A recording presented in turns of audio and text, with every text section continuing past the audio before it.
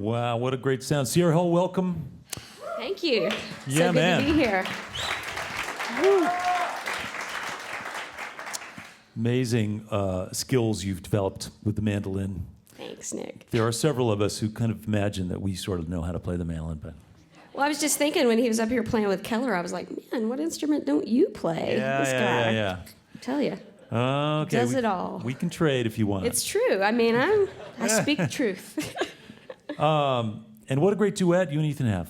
Thanks. Yeah. Yeah, he's a great bass player. No so kidding. much fun to play Yeah. with. Really versatile. So let's, it's been quite a ride. Let's start at the beginning. Byrdstown, Tennessee. What's that place like? How big a town is that? Well, there's no red light. That gives you an idea. I went to the only high school in the county and graduated with 44 people.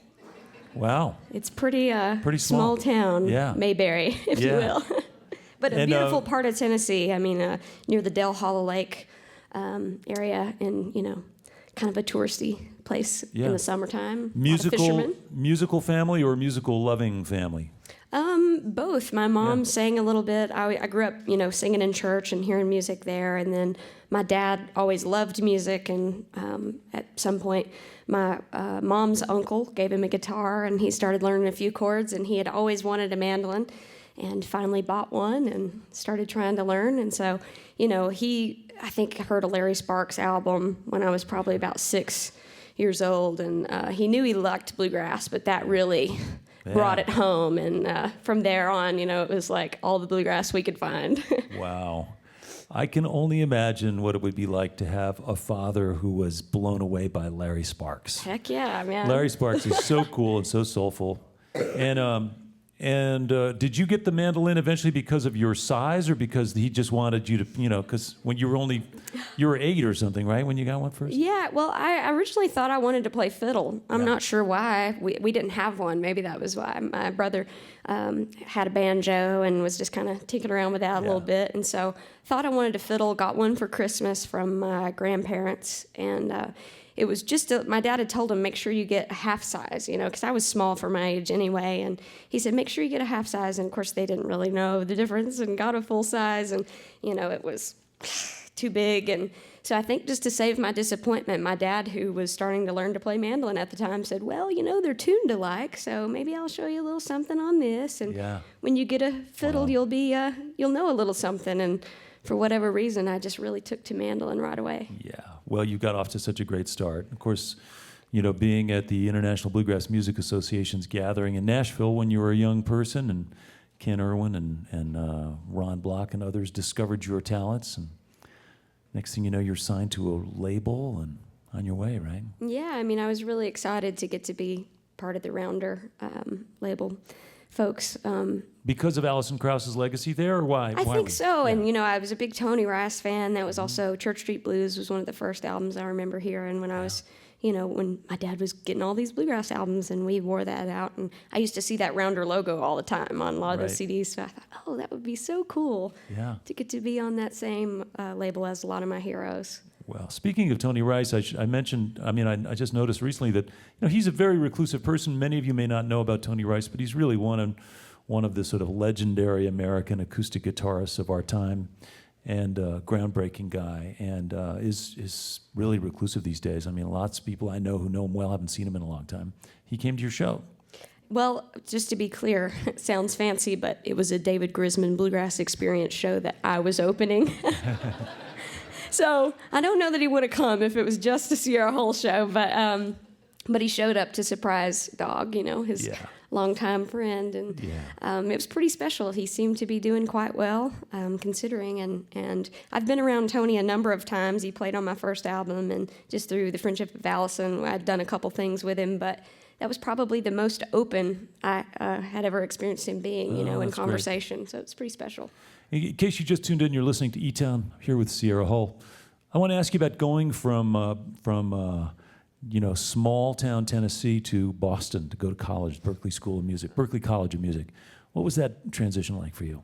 Well, it's quite different than little old Byrdstown for sure, and a lot colder. But I had spent time in Boston just passing through playing, but to actually move that far from home, that was the first time I'd ever officially moved out of my parents' house and been away from home like that. So it was a little bit scary. I wasn't sure what I was going there for 100%. I had a lot of different interests, but I didn't have one specific, route that I was looking to take. And, so I kind of went into it very open, like whatever I get out of this experience, I'm sure it will be great. And it was. Yeah. It was a really special. You learned a lot. Yeah, definitely. Yeah. I mean, I think just being around that many creative people all the time, I lived in the dorms and, somebody's always practicing next door. Kind of makes you go, I got to get on it. I can't remember did we see each other there? Were you there when we came and played one time? Right? I don't remember. I'm not sure. I don't think so. I don't think so. But I don't think so. It was a really cool. The time that I've spent there, it's a really energetic and lively bunch of kids, really just wide open and trying hard. Yeah, and when I was there, it was right around the development of the American Roots program, which is now going, strong and. Brings in a lot of bands like Hot Rise and a lot of great bands that musicians might not have the chance to be around and get to hear clinics from those bands and take lessons and all kinds of cool stuff. I know before we go back to music, I want to just touch briefly on your new CD. Beautiful cover, beautiful collection of songs that you had a bigger hand in terms of writing or co-writing all the songs, I think, right? Mm-hmm. And some of the themes, are kind of dark and serious and wistful and, love loss and other things. Is everything okay with you in your personal life? I mean, you're 24. Things are looking up now, folks. Things are looking up. I tell people a lot of these songs were songs that I had, written, from the time I was at Berkeley till, last year. Yeah. And it's sort of like the story of being in my early 20s and just trying to figure it out, both with life and music, and figure out what I wanted to do next. And, probably for somewhat of the first time feeling like I was really writing from a true place, whether I had experienced every single lyric or not, still feeling like there was something true feeling about what I had to say for this project. Yeah. Bela Fleck producing, and then, of course, a bunch of Rhiannon Giddens and other special guests on the record. And I noticed also online recently that you were... Am I right? It was like 2 days ago or something. You were backstage at the Grand Ole Opry. I was, yeah. And Loretta Lynn was there, and just some there others. Hanging out. But Larry Sparks was there. Yeah. And Alison Krauss, she just produced a project for the Cox family, and so I got to hear them, visit with them, wonderful people. And then Loretta Lynn happened to be there that night too, and that was pretty special to get to see her. She's in her 80s and still beautiful and sounds awesome. Yeah. And she was on eTown. I just kind of gurmed out from afar like, yeah. And the day before you were in Mexico City. Yeah. Yeah. Mexico City. Yeah. Making the rounds. Yeah. It's such an obvious, double dip. Yeah.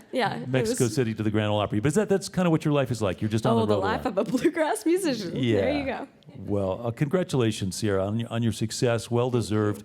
Really prodigious talent. You've graduated from child prodigy to, really, vibrant, vital American artist. So congratulations. Thank you. That means a lot. Well, we've got lots more music. Welcome back, if you would, Sierra Hull.